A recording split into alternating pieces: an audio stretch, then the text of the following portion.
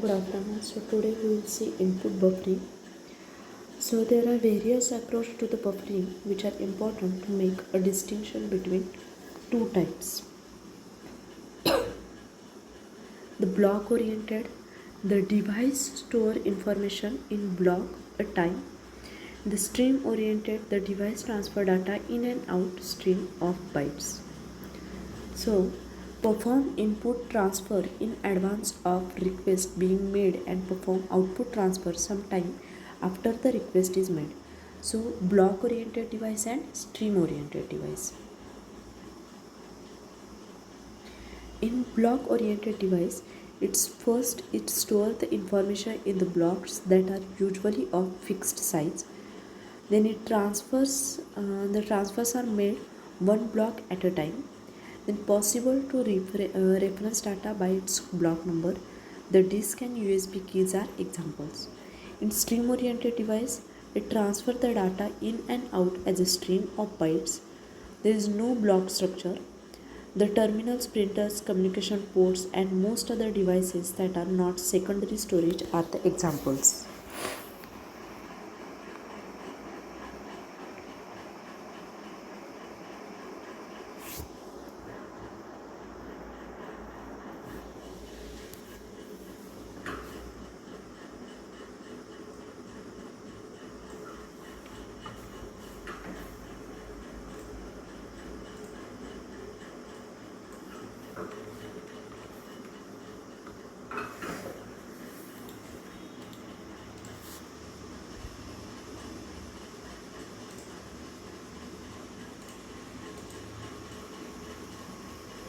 So the input output devices are the pieces of the hardware which are used by the human or other system to communicate with a computer. For instance, a keyboard or a computer mouse is an input device for a computer, while the monitor and printer are the output devices.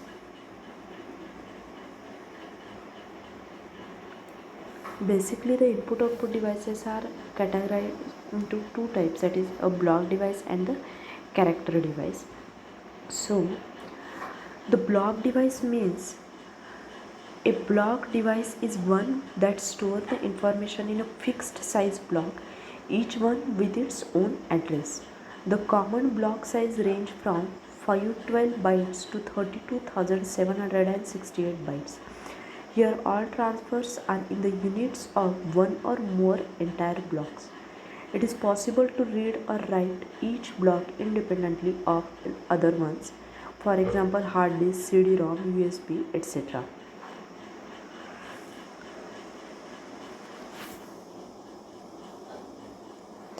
Character device means a character device delivers or accepts a stream of character without regard to any block structure.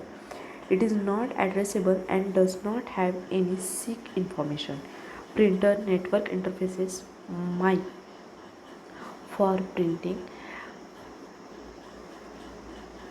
and most other devices that are not disk-like can be seen as a character device. For example, serial port, parallel ports, sound cards, etc. So the difference between the block and the character device is that the block devices are the hardware devices which randomly access fixed size chunks of the data, and the character devices are accessed as a stream of sequential data one byte after another.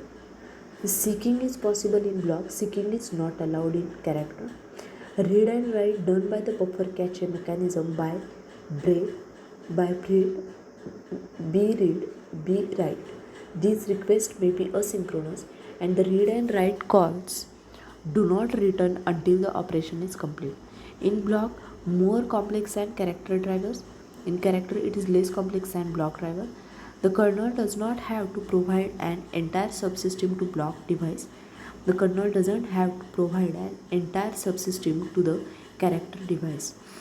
Example of block system: hard disk, pen drive. Example of character: keyboard and keyboard device, serial port. So the input output units typically consist of a mechanical component and an electronic component. The device controller works like an interface between a device and a device driver. The input-output units such as keyboard, mouse, printer, etc. typically consist of mechanical component and an electronic component, where electronic component is called the device controller.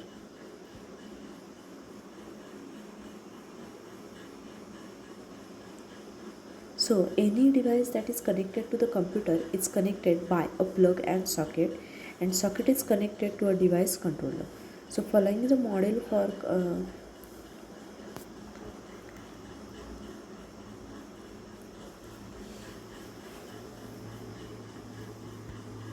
so no buffer means without a buffer the operating system directly accesses the device when it needs.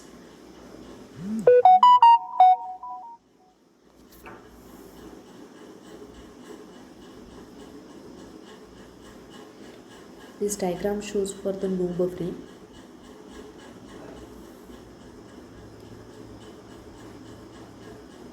Here operating system directly accesses the device when it needs. Then the next diagram is single buffering.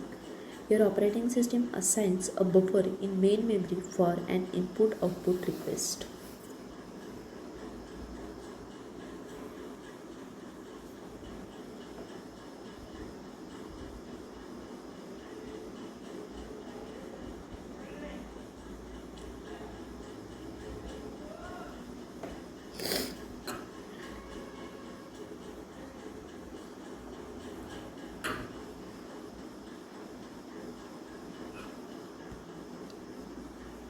So the transfer is complete. The process moves the block into the user space and immediately requests another block. This is called reading ahead or anticipated input. Double buffer. Here an improvement over a single buffering can be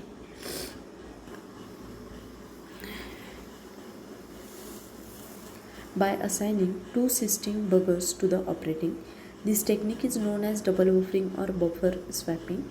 Circle buffer means a double buffer scheme should smooth out the flow of data between an input-output device and a process when more than two buffers are used. The utility of buffering, it is a technique that smooths out peaks in input-output demand.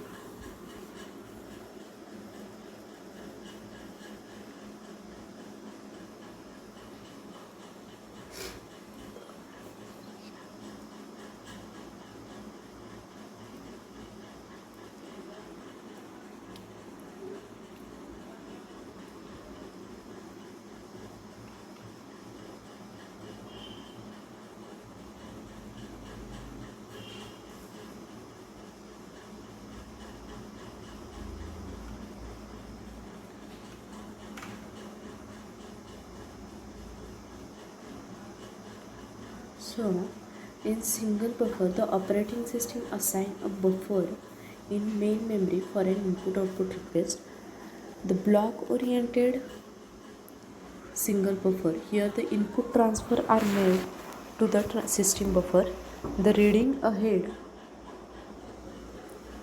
The block-oriented single buffer, here the input transfer are made to the system buffer. The reading ahead anticipated input is done in expectation that the block will eventually be needed. When the transfer is complete, the process moves the block into the user space and immediately requests another block. Generally, it provides a speed up compared to the lack of system buffering. There are some disadvantages that it complicates the logic in the operating system. Swapping logic is also affected. So single in a block oriented, here the input transfer made to buffer, the block moved to the user space when it is needed and another block is moved into the buffer read ahead. In block oriented, the user process can process one block of data, while next block is read in. Here swapping can occur since input is taking place in system memory, not user memory. Here the operating system keeps a track of assignment of the system buffer to the user process. So stream oriented single buffer, there is a line at a time operation and byte at a time operation.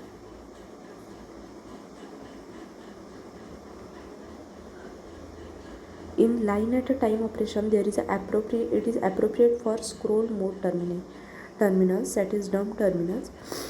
Here user input is one line at a time with return signaling the end of a line. In line at a time operation, the output to the terminal is similarly one line at a time. In byte at a time operation, it is used on forms mode terminals when each keystroke is significant. Other peripherals such as sensors and controllers. Next is also in single buffer in stream oriented, it is used a line at a time. Here user input from a terminal is one line at a time with carry return signaling the end of the line, and the output to the terminal is one line at a time. Next is double buffer. In double buffer, it uses two system buffers instead of one. A process can transfer the data to or from one buffer while the other operating system empties or fills the other buffer. It is also known as buffer swapping. So in double buffer, it uses two system buffers instead of one, and a process which can transfer the data to or from the buffer while the operating system it empties or fills the other system. Here the diagram shows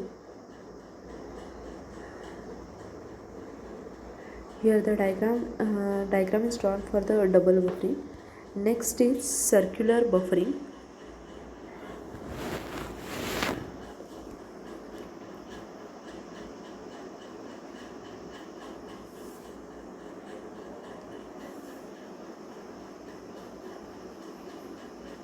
In circular buffer, two or more buffers are used. Here each individual buffer is one unit in a circular buffer. It is used when input-output operation must keep up with the process. Now the diagram for the circular buffering is shown here.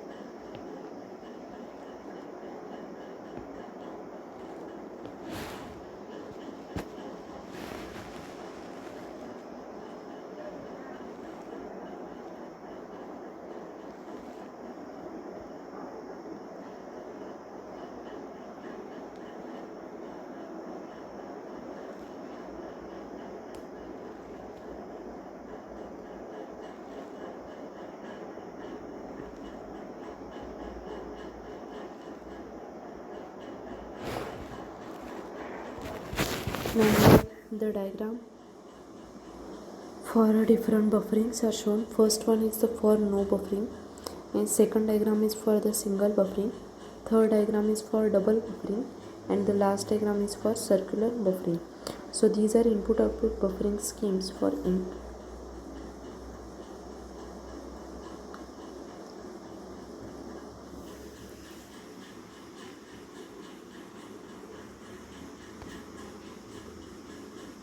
So what is the utility of buffering? The technique that smooth out the peaks in input-output demand With enough demand, eventually all buffers becomes full and their advantage is lost. When there is a variety of input output and process activities to the service, buffering can increase the efficiency of the output operating system and the performance of individual process.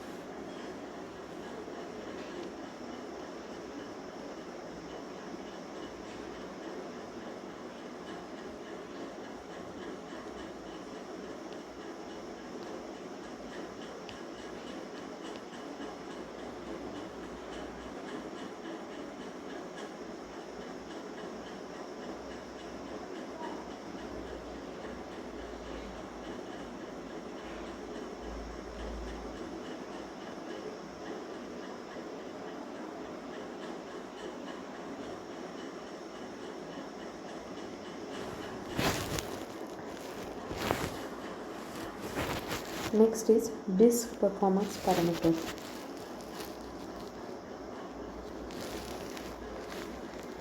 So the disk performance parameter, here the operation depend on the computer system, operating system, and the nature of the input output channel and the disk controller hardware. Now the diagram is shown for the timing of the disk input output transfer. So the to read or write, the disk head must be positioned at the desired track and at the beginning of the desired sector. Now seek time means the time it takes to the position the head at the desired track, and the rotational delay or rotational latency means here the time it's take for the beginning of the sector to reach the head. So this is a seek time and rotational delay or rotational latency.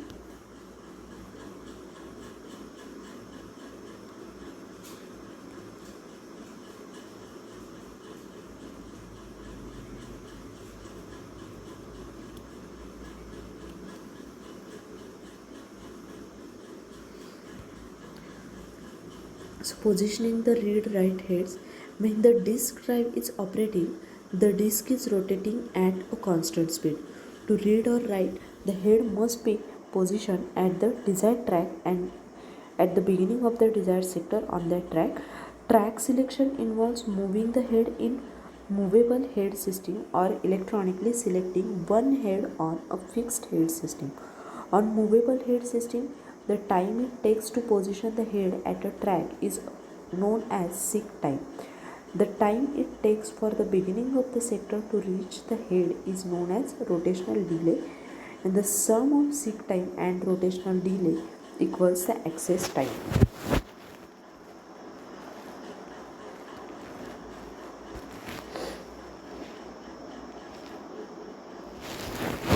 So the timing of a disk input output transfer, in that diagram there is a time for wait for the device, wait for the channel, seek time, rotational time, and the data transfer, which is shown in this diagram.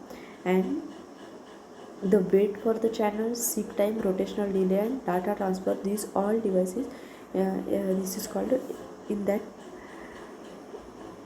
in this time it is a device is busy.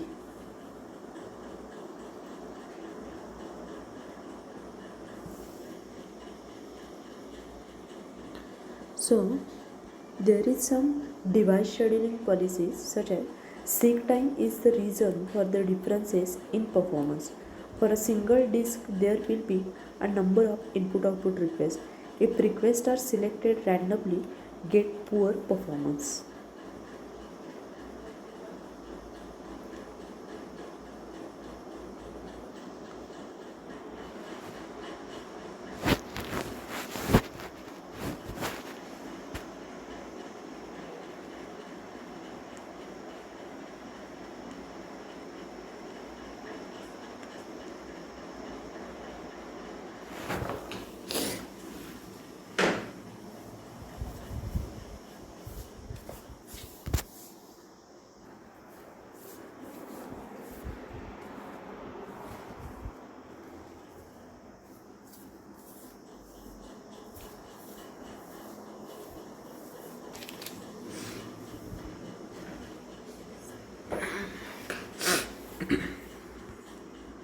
So this is the comparison of disk scheduling algorithm. So first is the FIFO, that is first in first out. Then SSTF, that is shortest service time first. Then next is the scan and C scan. So the first in first out, here the starting at the track of 100, SSTF starting at the track of 100, in scan starting at 100 in the direction of increasing the track number. So here comparison of the disk scheduling algorithm is shown. Now first is first in first out, that is FIFO. Here the process request sequentially, that is processes in sequential order. It is fair to all processes and approaches random scheduling in performance if there are many processes. So the diagram is shown for the first in first out. The priority is that the goal is not to optimize the disk use but to meet other objectives. The short batch jobs may have higher priority. Also, it provides a good interactive response time.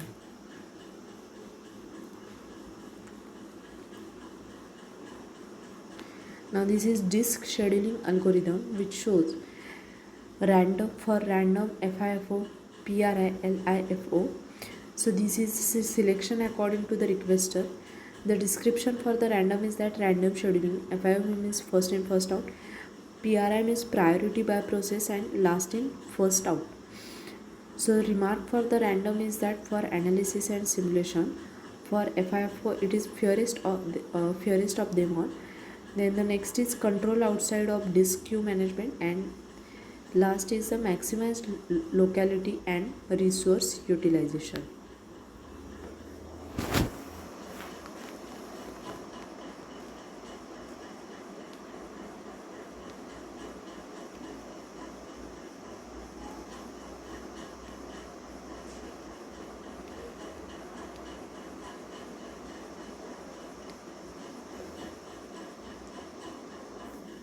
Next is the selection according to the requested item.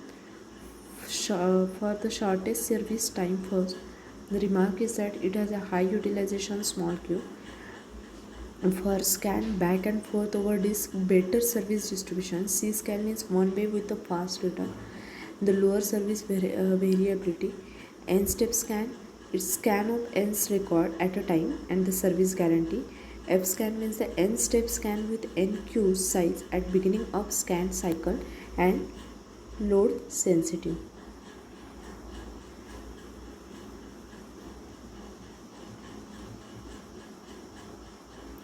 So for priority, the control of the scheduling is outside the control of the disk management software. Here the goal is not to optimize the disk utilization but to meet other objectives. Here the short batch jobs and the interactive jobs are given higher priority. Also, it provides a good interactive response time. Longer jobs may have to wait an excessively long time, a poor policy for database systems.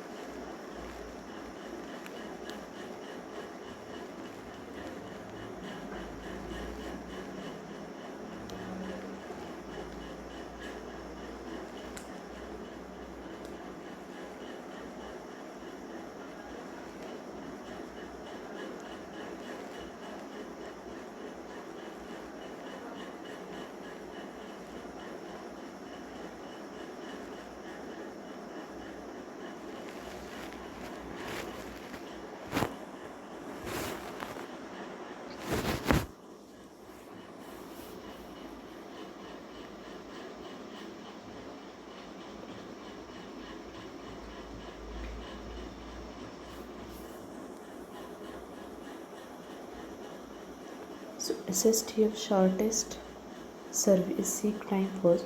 It selects the disk input output request that require the least movement of the disk arm from its current position.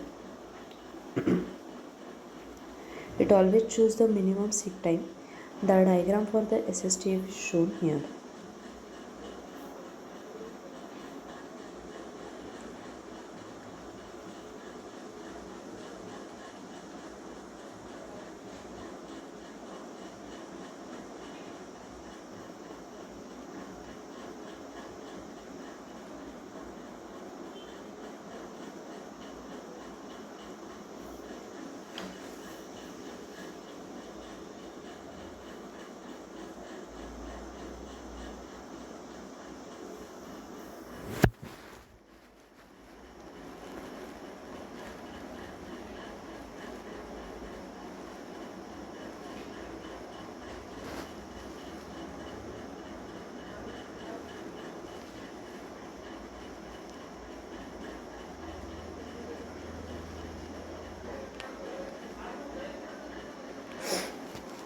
Next is the scan. So in scan, it is also known as the elevator algorithm. The arm moves in one direction only. It satisfies all outstanding requests until it reaches the last track in that direction. Then the direction is reversed. The favors jobs whose requests are for the tracks nearest to both innermost and the outermost track. So in scan, the direction is reverse.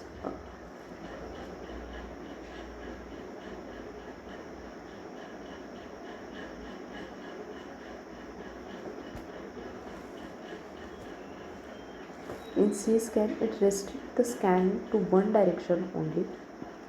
When the last track has been visited in one direction, the arm is returned to the opposite end of the disk and the scan begins again. So this is all about C-scan. Next is N-step scan. Here, it segments the disk request queue into a subsequence of length L. The subsequences are processed one at a time using scan. The new request added to the other queue when queue is processed.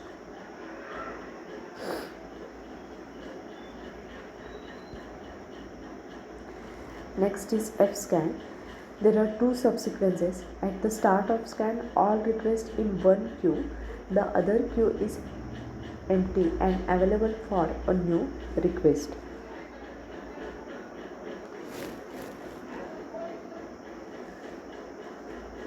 So during scan, all new requests are put into other queue. The service of new request is deferred until all of the old requests have been processed.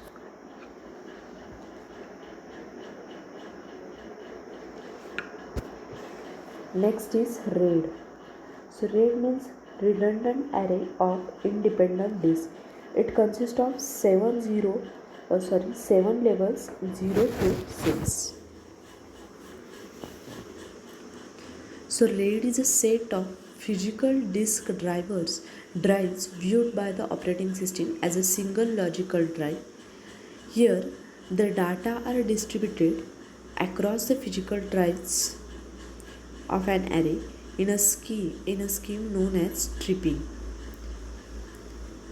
The redundant disk capacity is used to store the parity information, which guarantees the data recoverability in case of disk failure. So this is design architecture that shares three characteristics. There are basically three characteristics of RAID. RAID means a redundant array of independent disks.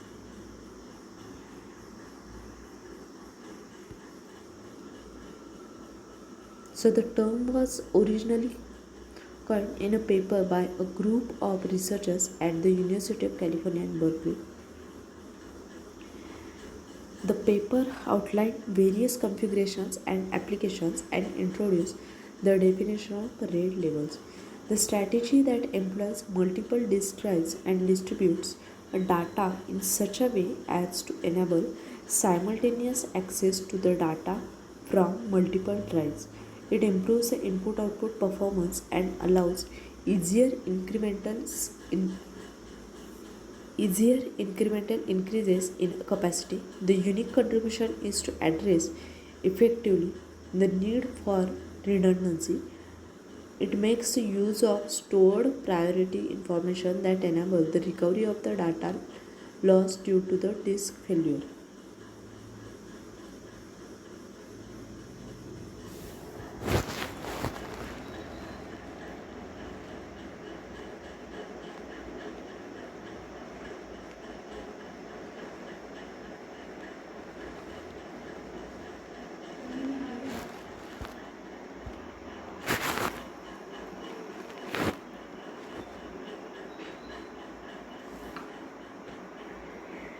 So this table shows the different grade levels. It has different categories: stripping, mirroring, parallel access and independent access. So stripping is level 0, mirroring is level 1, parallel access has level 2 and 3, and independent access has level 4, 5 and 6.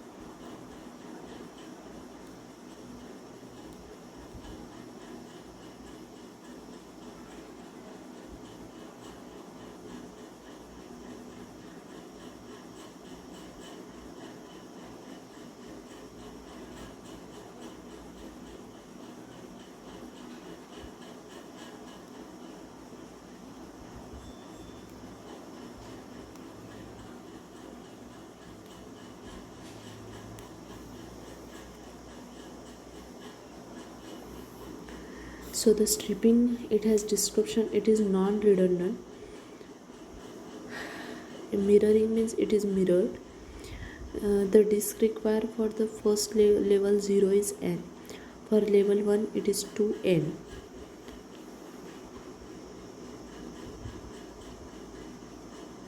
For parallel access for level 2 it is redundant via Hamming code, and for level 3 it is bit interlevel parity. For level 4 it is block interlevel parity. For 5 block interlevel distributed parity, and for 6 block interlevel dual distributed parity. So here the disk required for all this level is shown here. Also the data availability is shown: large input output data transfer capacity, also small input output request rate.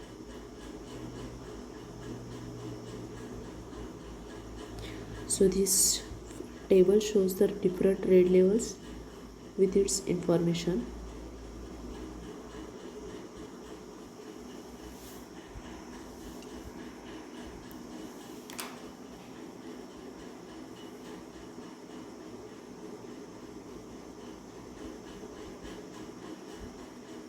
So RAID 0 is non-redundant, RAID 1 is mirrored, RAID 2 is redundancy through Hamming code, RAID 3 is bit interlevel parity, RAID 4 block level parity, RAID 5 block level distributed parity, and RAID 6 is block dual redundancy.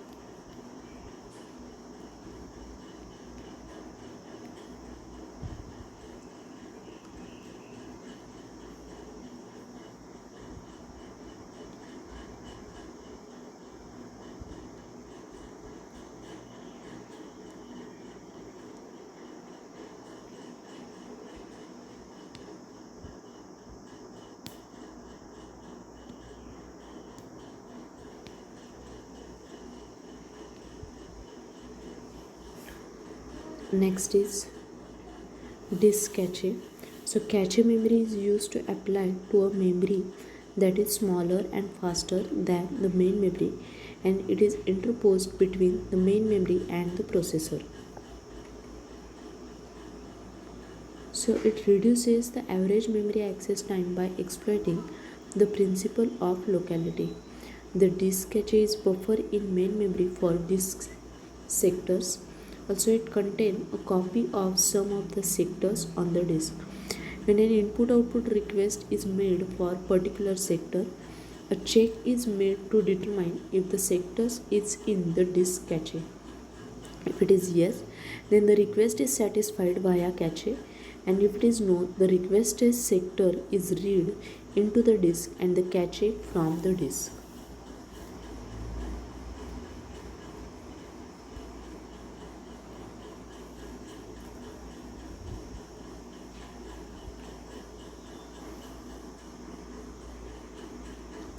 Then LRU, that is least recently used, the most commonly used algorithm that deals with the design issue of replacement strategy.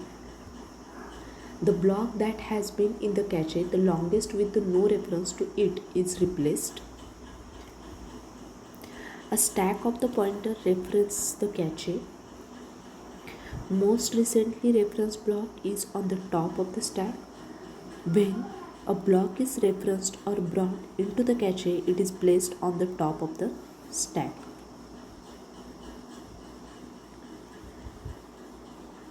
So the block on the bottom of the stack is removed when new block is brought in. The block don't actually move around in main memory and a stack pointer is used. Then the next is LFU, that is least frequently used.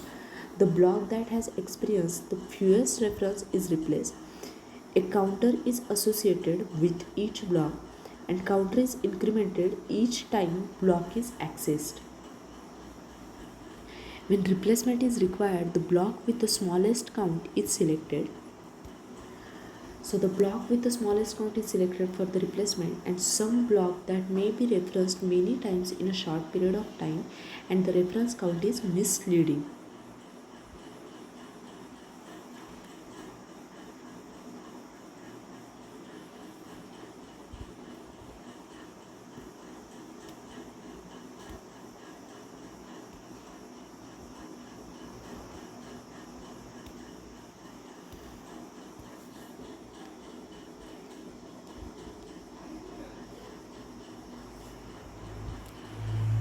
So Unix buffer cache, it is essentially a disk cache. The input-output operation with a disk are handled through the buffer cache.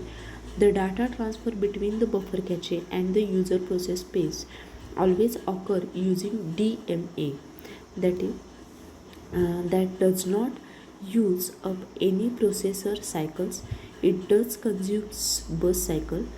There are three lists are maintained: free list, device list, and driver input output queue. Free list means here the list of all slots in the cache that are available for allocation. The device list means here the list of all buffer currently associated with each disk. The driver input output queue, the list of buttons that are actually undergoing on or waiting for input output on a particular device. Then Linux page cache. For Linux 2.4 and later, there is a single unified page cache for all traffic between the disk and main memory. So benefits of this is that the dirty pages can be collected and written out efficiently. The pages in the page cache are likely to be referenced again due to temporal locality.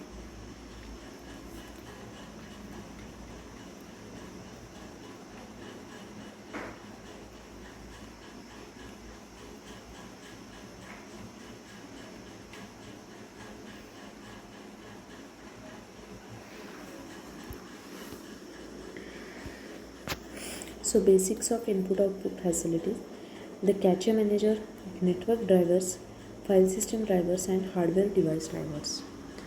first cache manager. It maps the region of the file into the kernel virtual memory and then relies on the virtual memory manager to copy pages to and from the files on the disk.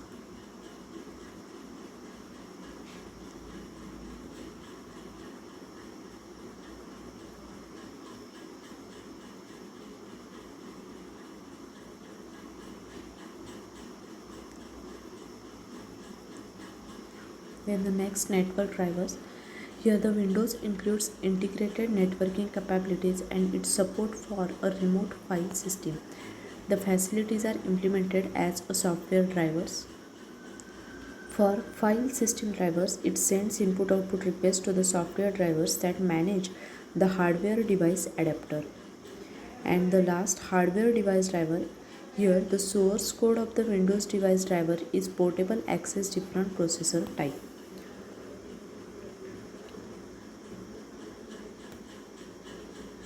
So, the operating system design issue consists of the desirable to handle all input-output devices in uniform manner, and it hide most of the details of the device input-output in lower level routine.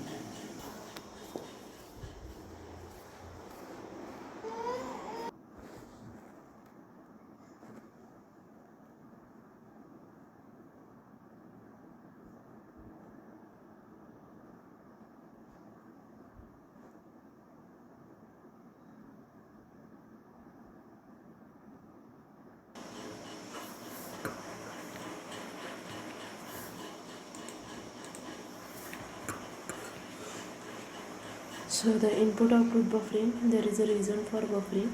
The process post wait for input output to complete the before proceeding, and certain pages must remain in main memory during input output. So we have already seen the block oriented and stream oriented. Block oriented means information is stored in a fixed size block and it transfer here the transfer are made a block at a time, and it is used for the disk and USB keys. For stream oriented, the transfer information as a stream of byte. It is used for the terminal, printer, communication port, mouse and other pointing devices and most other devices that are not secondary storage.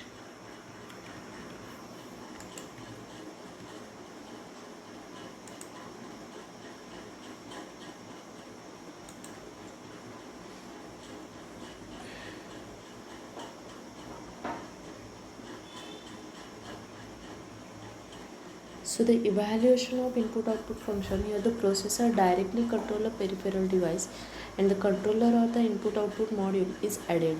The processor uses a programmed input output without interrupts. The processor does not need to handle the details of external devices.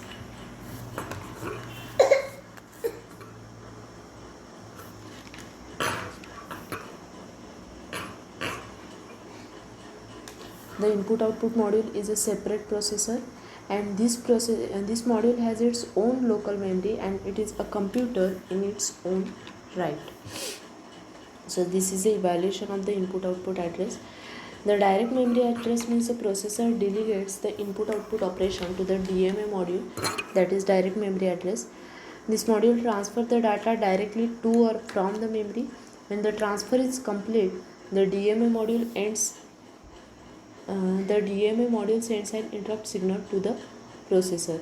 So typical DMA block diagram consists of the data count, data register, address register, control logic. This is all about the DMA.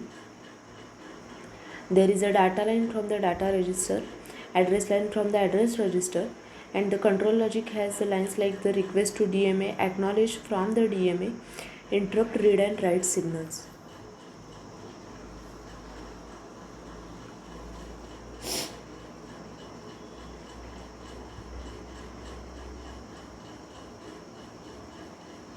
So the single bus detached DMA consists of processor, DMA, input, output and memory. The single bus integrated DMA consists of the processor, DMA with input, output, The operating system design issues. It is the most input output device, extremely slow compared to the main memory. The use of multiprogramming allows for some processes to be waiting and on input output while another process execute. The input output cannot keep up with the processor speed. The swapping is used to bring in additional ready process, which is an input output operation. So it is desirable to handle all input output devices in uniform manner and hide most of the detail of the device input output in lower level routine. So this is all about the input output management and disk scheduling.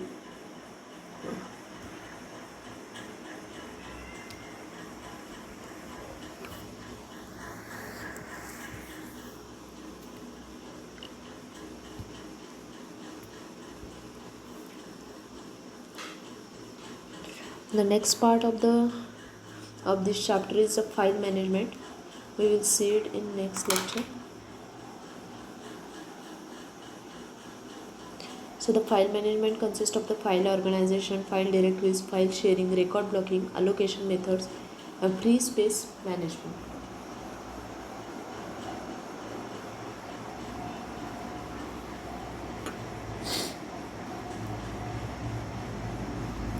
So we will see all these file management points in the next lecture.